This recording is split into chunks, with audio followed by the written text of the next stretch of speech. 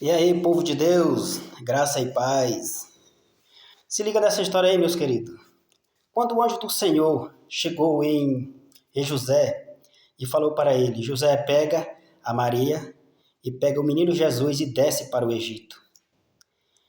E ele, por demais atento, não sabendo que era realmente o anjo do Senhor falando com ele, imediatamente, logo ao amanhecer do dia, pegou Maria, pegou o menino, colocou sobre um jumento e desceu na direção do Egito.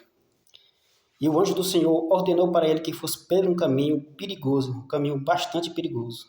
Porém, acho que talvez chegava mais rápido. Ou que também, talvez podia ser que ninguém fosse atrás dele, né? Devido ao decreto que foi dado para matar todas as crianças a partir de 2 anos abaixo, na intenção de matar o menino Jesus. Então o anjo ordenou que José fosse por aquele caminho, que era um caminho bastante perigoso. Era um caminho onde tinha ladrão, onde tinha salteadores, que ninguém passava por ali se não fosse surpreendido por eles, né? Ser roubado e muitas vezes até morto.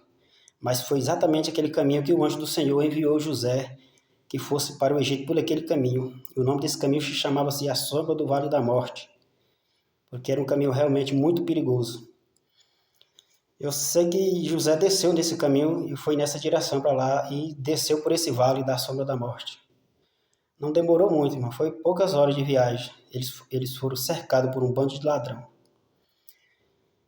E aqueles homens cercaram José e Maria e o menino naquele jumentinho. E já foi naquela intenção de ver se eles levando alguma coisa algum bem, de valor, ouro, essas coisas assim. Eu sei que um sai do meio deles lá, né, que era o líder deles, e perguntou: para onde tu vai? E ele disse: estou indo para o Egito. E aí ele disse assim: o que vai levando aí? Vai levando algum bem precioso e tudo mais? Na verdade ele ia levando, né, irmão? Ia levando Jesus, que é o bem mais precioso. Mas a intenção deles era ver se tinha ouro, se tinha alguma coisa parecida, bem material de valor. E aí ele já foi logo na direção de Maria, vendo que realmente ela ia levando ali nos braços dela, ela com o menino enrolado nos braços, em um lençol. E ele foi logo se aproximando de Maria e já foi logo desenrolando, para ver se realmente era alguma coisa que ele ia levando, alguma peça de ouro. E ao desenrolar, meu, aquele lençol, quando ele desenrolou, que viu o rosto do menino, ele impactou com a luz muito forte, vinda do rosto da criança. E veio na direção dele e ele afastou para trás. E aconteceu uma coisa muito incrível na vida daquele homem.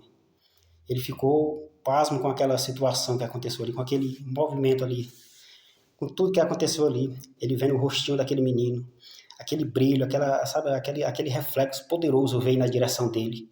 E aquilo ficou na mente dele. E ele nunca mais esqueceu essa cena. E o certo é, que aconteceu uma coisa tão extraordinária nele ali que o coração dele mudou, alguma coisa mudou nele. E ele ordenou que alguns homens dele, algum capanga deles, fosse acompanhando José e Maria e o menino até na entrada da cidade, até no Egito, para que nada acontecesse, nenhuma coisa de ruim com eles. E foi exatamente isso, irmão. Ele ordenou esses homens que fossem acompanhando José, Maria e o menino Jesus. E foram. E seguiram essa viagem e foram em paz. Passou-se o tempo, passou muito tempo. Já na cruz do Calvário, Jesus já estava ali crucificado, estava pregado naquela cruz.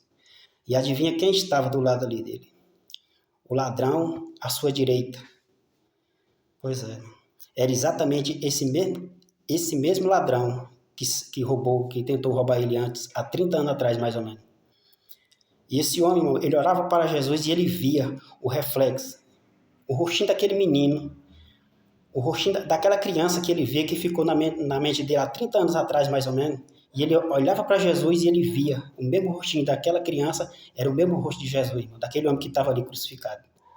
E na mente dele veio a transformação na hora. Esse homem não é daqui. Esse homem é aquela mesma criancinha daquele tempo. Então tem alguma coisa de especial nesse homem. Foi aí onde ele disse: lembra-te de mim quando tu entrares no teu reino. Então, irmão, é o seguinte, irmão, e o que é isso? Qual é o moral da história? O moral da história chama-se plantar a semente. Nós, seres humanos, nós fomos chamados para esse mundo, irmão, na intenção de plantar. Nós não somos colhedores, mas nós somos semeadores. Nós temos que semear a palavra. Olha que história linda que aconteceu com esse homem, né? Com esse ladrão da cruz. Deus plantou a semente no coração dele, há quase 30 anos atrás, para que pudesse colher ele, exatamente naquele momento ali da cruz, no momento da crucificação. Mas ele só foi salvo porque já tinha plantado a semente antes, atrás, na vida dele. Pena que o outro não teve essa experiência, o outro não se salvou porque não tinha uma semente plantada nele, na vida dele passada. Não houve essa semente plantada nele, por isso que ele não tinha como ele ser colhido, porque não tinha nada plantado dentro dele. Diferente desse outro que já tinha uma semente plantada dele. Plantou a semente e ele reconheceu ali e foi salvo. Então, moral da história irmão, nós somos semeadores.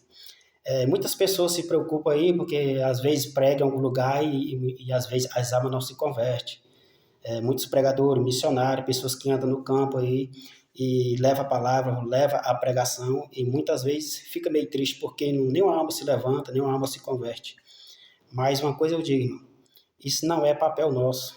O nosso papel é semear a palavra. Nós somos semeadores. Nós não somos colheitadores. Colheitadores é o Espírito Santo que vai usar uma pessoa lá na frente para colher aquela pessoa que você plantou a semente atrás. Tem gente que se converte, irmão, há 10 anos depois que a semente é plantada. Você prega para uma pessoa aqui hoje e esquece aquele lá. É obra do Espírito Santo na vida dele. É o Espírito Santo que vai trabalhar na vida dele. Mas a partir do momento que você planta a semente, porque esse é o nosso papel. Nós viemos para nós plantar a semente. Leve a palavra, semeia a palavra de Deus nos corações, porque esse é o nosso papel. E deixa o Espírito Santo trabalhar. Isso chama-se trabalhar em equipe com Deus, trabalhar em equipe com o Espírito Santo de Deus. Você faça a sua parte, plante e deixa que o resto é com Deus. Só Deus sabe a transformação que ele vai ter nesse período até o tempo dele ser colhido por uma outra pessoa, que muitas vezes a pessoa acha, eu prego em tal lugar, e muitas pessoas se convertem, 5, 10, 15, 20 almas se convertem, ele acha que isso vai valer para a coroa dele, né? Minha coroa vai ser muito brilhosa porque muita gente se converte nas minhas pregações. Não é, é semente plantada. Muitas pessoas que se convertem hoje em uma pregação, já foi a semente que alguém plantou há 10, 15, 20 anos atrás. O Espírito Santo de Deus só usou você, o pregador daquele momento, para colher aquela alma, mas que vale é quem plantou a semente no coração dele. Então, nosso papel é plantar, nosso papel é levar a palavra. Os anjos achavam que isso era para eles, era eles que iam trazer o evangelho para o mundo. E Deus disse, não tem como o anjo vir pregar perante o povo, ninguém suportava. Esse é nosso papel, é o papel do ser humano, levar a mensagem, levar a semente e plante, semeie nos corações. E deixa que o Espírito Santo de Deus vai fazer a colheita. Entendeu? Esse é o moral da história. Que coisa interessante. Achei muito interessante essa história e achei melhor compartilhar com vocês. Se isso é verdade, se não é essa história aí, eu sei que é uma história que sai fora da Bíblia, mas é aquele trecho ali é aquele trecho daquela descida da Sagrada Família descendo para o Egito. Mas que é muito interessante, muito bom. Eu achei muito interessante. Então era só isso mesmo. Muito obrigado. Graça e paz. E que Deus nos abençoe. Amém.